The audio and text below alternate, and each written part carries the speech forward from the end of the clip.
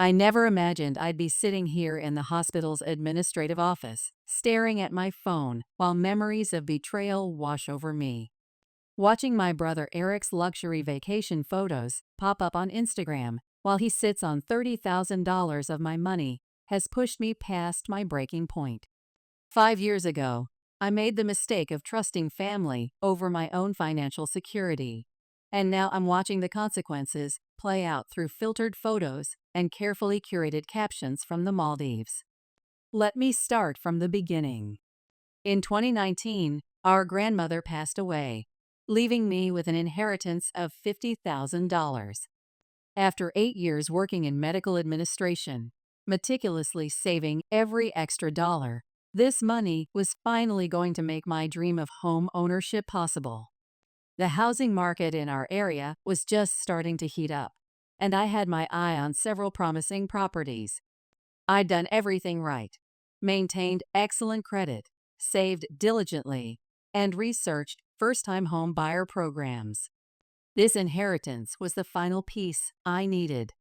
Then in March, Eric showed up at my office, catching me just as I was finishing up the day's patient files. We'd always been close growing up, though we drifted apart somewhat in adulthood as our lives took different paths. I went the traditional route, studied hard for my medical administration certification, secured a stable position at the hospital, carefully planned each step. Eric was always more of a risk taker, starting his own real estate business right out of high school and living what seemed like a charmed life when things went well. That evening, the charm had clearly worn off. His real estate venture was failing due to a combination of poor management and an economic downturn. He was 3 months behind on his mortgage, his credit cards were maxed out, and his wife Jessica was threatening to leave him if he couldn't get their finances under control. They had 2 kids, my niece Sophia and nephew Oliver, who were 10 and 8 at the time. "Marie, I don't know what to do," he said, his voice cracking. "The kids. They might lose everything. Their home, their school, their friends. The thought of them potentially having their lives torn apart broke my heart." Eric had always been our parents' favorite, the entrepreneurial spirit who was going to make it big someday.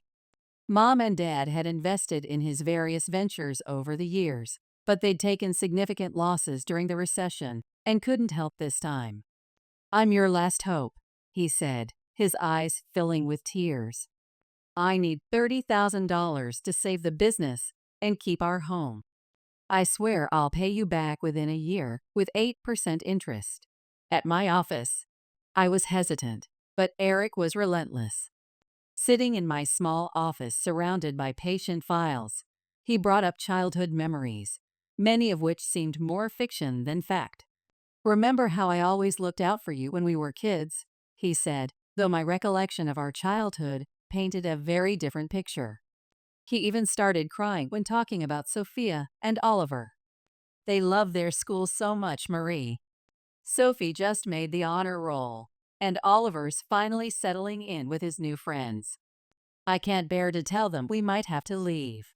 Between managing patient records and coordinating with insurance companies all day, I was used to hearing desperate stories. But this was different. This was family. I agreed to lend him the money, but my years in medical administration had taught me the importance of proper documentation. "We need to put this in writing," I insisted, pulling out a formal agreement template I downloaded. "It's just to protect both of us." Eric laughed, calling me Little Miss Careful, a nickname he knew I hated from childhood. But he signed the agreement readily enough, probably thinking he'd never have to honor it. The document specified the loan amount, interest rate, and a 1-year repayment timeline. I even had it notarized, which Eric dismissed as me being typically overcautious.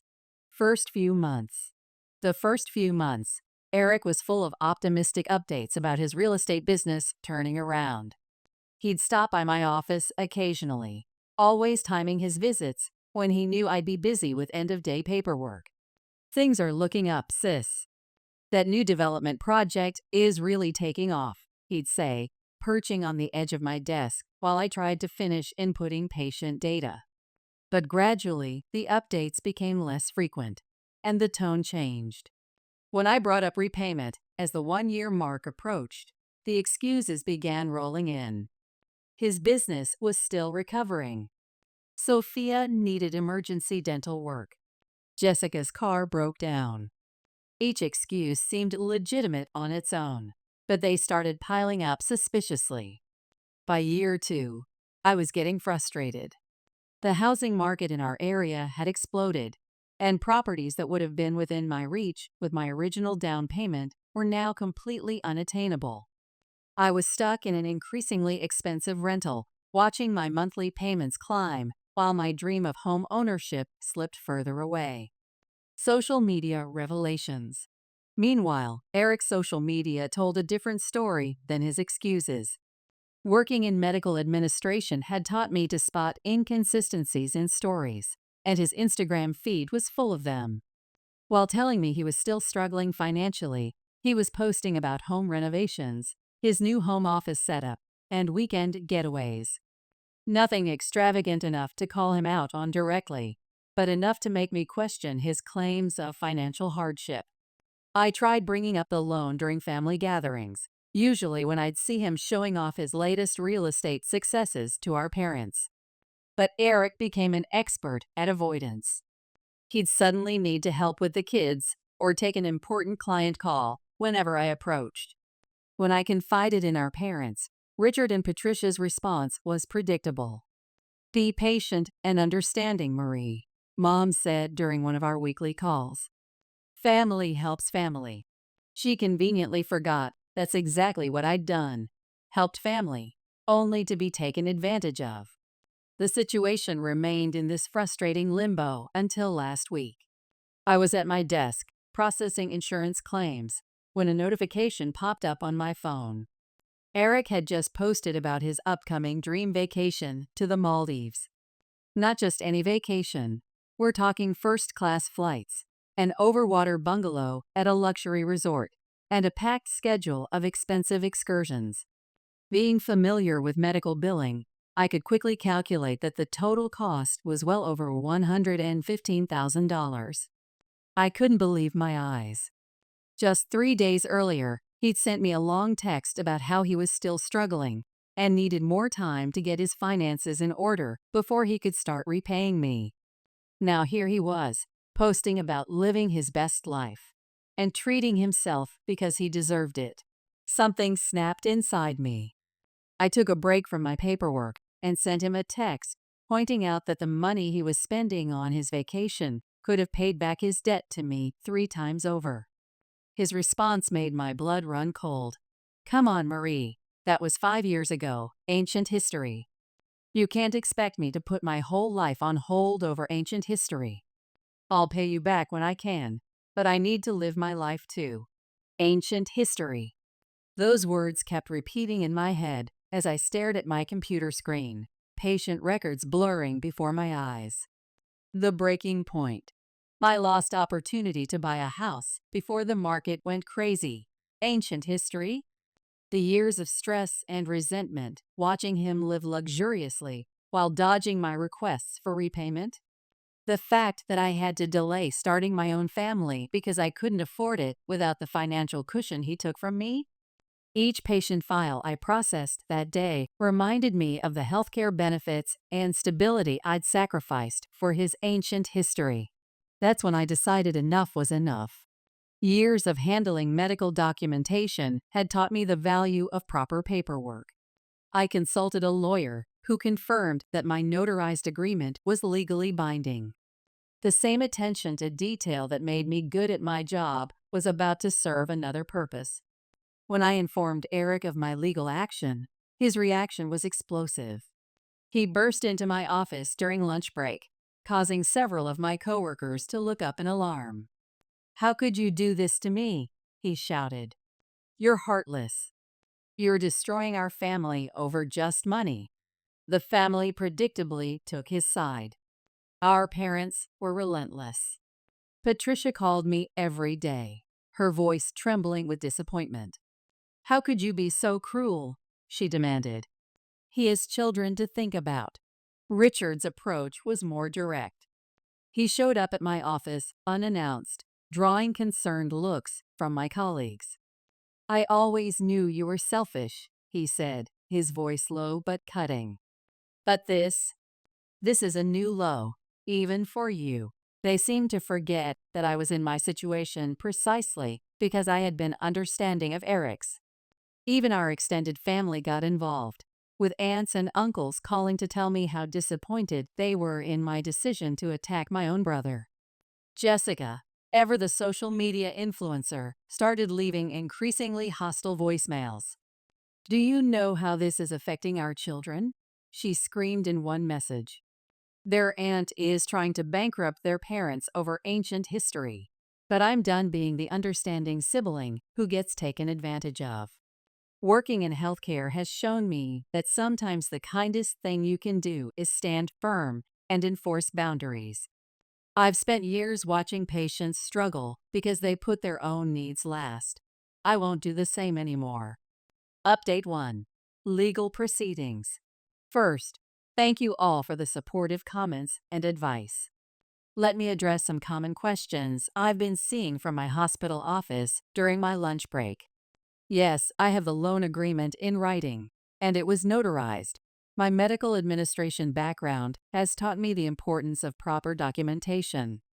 I know some people think I should have asked for collateral too, but honestly, I never imagined my own brother would do this to me. For those asking why I waited 5 years, I tried collecting numerous times throughout the years. Between processing patient files and insurance claims, I've documented at least 30 attempts to discuss repayment, all met with excuses or ignored. I was trying to be understanding because of his family, which I now realize was a mistake. Several people suggest that I might be jealous of my brother's success. Let me be clear. I'm not jealous of someone who built their lifestyle on stolen money. I'm angry about being taken advantage of and watching him splash my money around on social media while I'm still dealing with the consequences of helping him. To those saying family is more important than money, where was that family loyalty when he was spending thousands on vacations instead of repaying me? Why am I the only one expected to sacrifice for family? Family dynamics. And for everyone asking about my parents, yes, they've always favored Eric. I've gotten dozens of messages asking about the family dynamic, and you're right. This loan situation is just the latest example of a long pattern. Now for the update. It's been 2 weeks since I sent the legal notice to Eric, and the resulting chaos in our family has surpassed even my worst expectations. I thought I was prepared for the fallout, but watching the people I've known my entire life choose sides in this conflict has been both enlightening and heartbreaking. The morning after my lawyer sent the notice, my phone exploded with notifications while I was trying to process the day's medical records. Eric had apparently spent the night calling every family member in our contact list, spinning a tale of victimhood that conveniently omitted key details. According to him, his ungrateful sister was trying to destroy him over an old family loan that he was always planning to repay. No mention of the Maldives vacation, the signed agreement, or the years of dodged responsibilities. Confrontation at home. Patricia and Richard showed up unannounced at my apartment that evening, just after I'd finished reviewing the day's patient files remotely. Mom was in tears, and Dad had that disappointed look I remembered from childhood, the one that used to make me cave instantly. They sat at my kitchen table and tried every emotional manipulation technique in their parental playbook. How could you be so heartless? My mother immediately started in. He has children to think about. What kind of person tries to bankrupt their own brother over money? I raised you better than this. Of course, I was being difficult about this. I was single. I didn't have any real responsibilities, but Eric had a family to support. She'd always thought I was selfish, but this was a new low, even for me.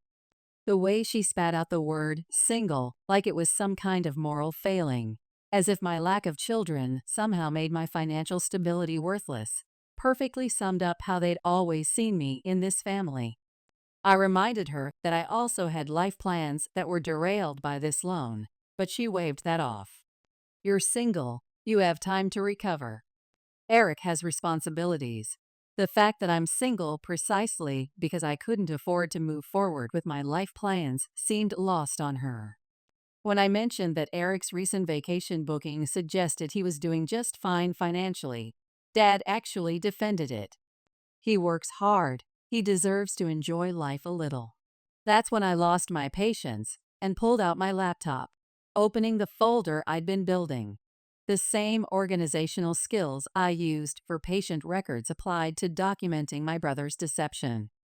Screenshots of Eric's social media posts over the past 5 years showing a pattern of luxury purchases and vacations. Texts and emails documenting my attempts to collect and his increasingly dismissive responses. Bank statements showing how my rental costs had increased while I remained unable to buy a home.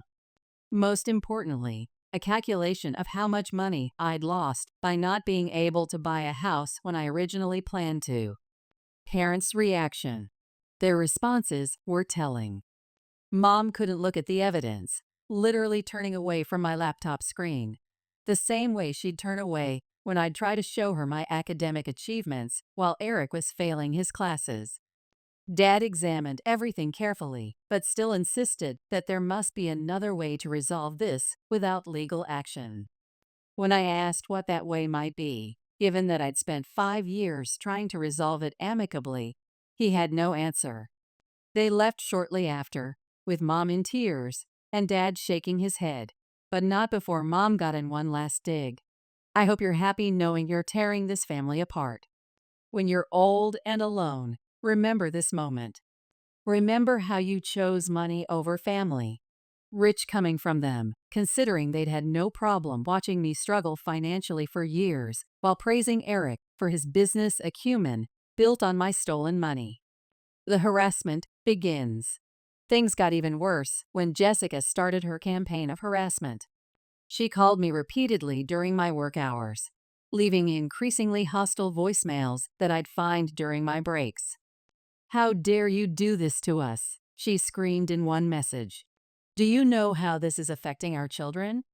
Their aunt is trying to bankrupt their parents over ancient history." When I didn't respond to her calls, she started texting me long paragraphs about how selfish and heartless I was. According to her, I was just jealous of their success and trying to tear them down because I couldn't stand to see them happy. She even had the audacity to suggest that I should be grateful they were finally living their best life, because it meant they'd be able to pay me back eventually. "You're just bitter because you're still renting while we own our house," she wrote. "Maybe if you worked as hard as Eric, instead of trying to leech off his success, you'd be able to afford your own home." Her message pushed me to dig deeper into Eric's business finances, which I'd previously avoided out of respect for their privacy. Working in medical administration had taught me how to follow paper trails, and what I found was infuriating. The truth emerges. His business had actually recovered well after the initial crisis, the one that had prompted the loan. By the end of the first year, he was turning a healthy profit. By year 3, he'd expanded to a second location, all while telling me he was still struggling to make ends meet. And there was Jessica, living off the profits of my stolen money while having the nerve to call me a leech. The most vindictive part of me wanted to post all of this evidence on social media, especially under his vacation photos. But my experience with sensitive medical records had taught me the value of discretion. My lawyer advised against it, saying it could potentially complicate the legal proceedings. Instead, I've been methodically documenting everything.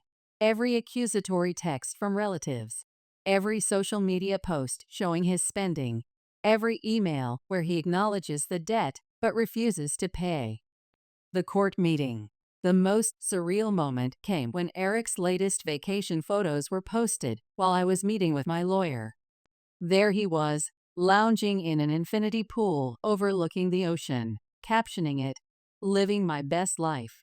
Ignoring the Haters." The timestamp showed he posted it during our scheduled meeting about his legal response to the lawsuit. My lawyer, reviewing the growing evidence of Eric's financial deception, seems increasingly confident about our case.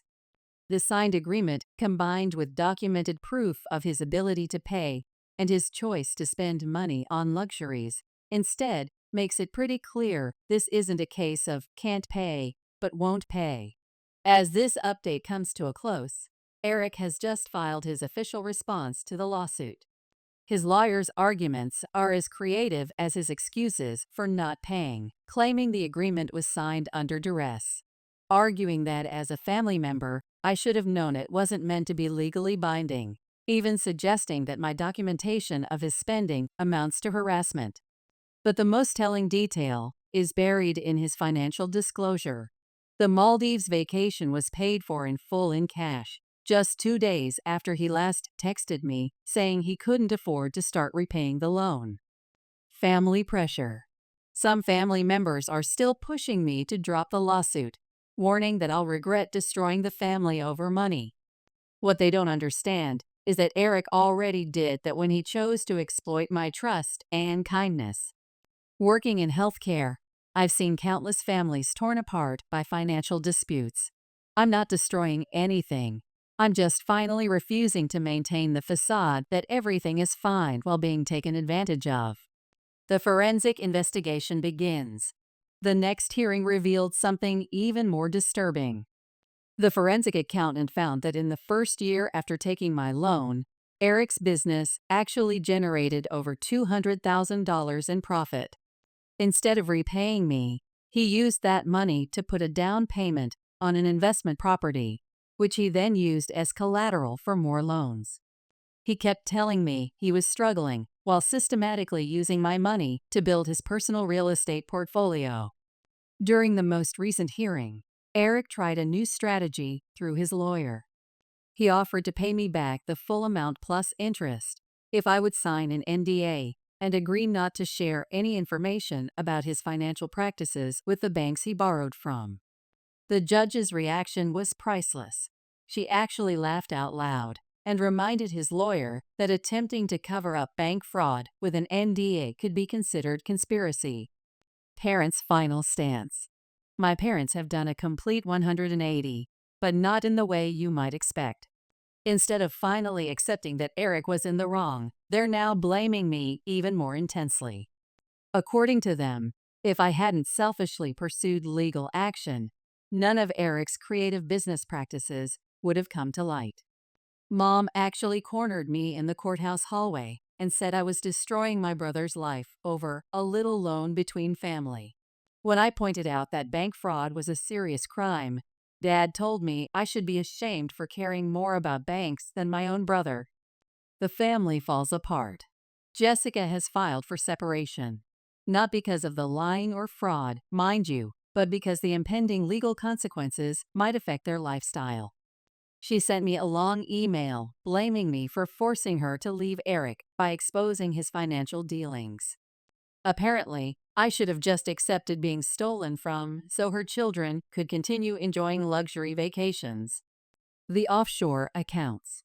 The forensic accountant also uncovered that Eric has been hiding money in offshore accounts.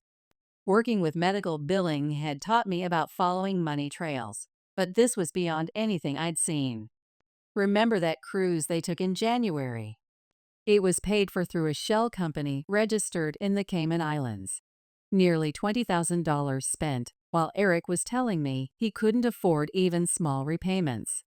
The judge has frozen all of Eric's known assets pending further investigation.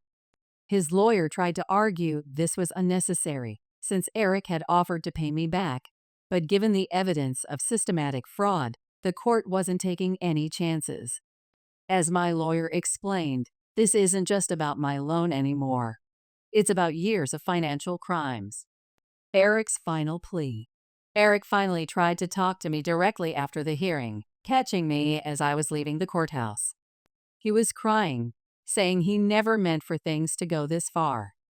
He claimed he had always intended to pay me back, But the opportunities to grow his business kept coming up, and he convinced himself that building a bigger company would ultimately be better for everyone. "When did you decide that luxury vacations were better for everyone?" I asked him. His response about having to maintain appearances for business networking rang hollow after all these years of lies. The aftermath. The criminal investigation is now officially underway. My lawyer says I should prepare for this to get messier before it gets better. Some of Eric's business associates are already being questioned, and there's talk of a wider fraud investigation involving multiple banks. I'm trying to stay focused on my work at the hospital, processing patient files, and keeping our records in order, not letting the family drama consume me. But it's hard when my parents keep trying to guilt me into dropping everything before it's too late. Too late for what? For Eric to avoid consequences. For the truth about his business practices to stay hidden? Final update. 2 years later. It's been almost 2 years since my last update, and I can finally share what happened. A lot has changed during this time, and I've waited until everything was fully settled legally before posting this final update. The criminal investigation into Eric's financial dealings revealed even more than the forensic accounting had shown. Over the past 5 years, he had taken out multiple loans using the same collateral, created fake business documentation, and misrepresented his assets to several banks. My $30,000 loan was just the tip of the iceberg. He had been running what essentially amounted to a Ponzi scheme, using new loans to pay off old ones while pocketing the difference. The sentence. Eric ended up accepting a plea deal. He's facing 2 years in prison with the possibility of early release, plus hefty fines and restitution payments to various banks. The judge ordered him to liquidate his assets to pay back his debts, including my loan. I finally received my $30,000 back, plus the accumulated interest and legal fees. Family aftermath. My parents have had a complete breakdown over this. Patricia hasn't stopped crying since the sentencing, and Richard hasn't spoken to me in weeks. They're selling their house to help pay for Eric's legal fees and moving into a smaller place. Every time I think about how they're sacrificing their retirement to clean up Eric's mess while still defending his actions, I feel a mixture of sadness and frustration.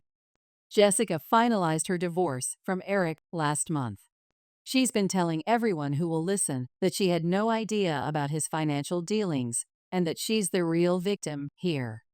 Considering she was happily spending money on luxury vacations while harassing me about wanting my loan repaid, I find that hard to believe. She's moved in with her parents and is trying to maintain the lifestyle she's used to by demanding excessive alimony, despite the fact that most of Eric's assets are being seized to pay his debts. Eric's last attempt. Before reporting to prison, Eric made one last manipulation attempt. He sent me a letter, probably on advice from his lawyer, to try for a more lenient sentence. It was full of the same old tactics, reminiscing about childhood memories that never happened, making excuses about feeling pressure to succeed, and claiming he always intended to pay me back.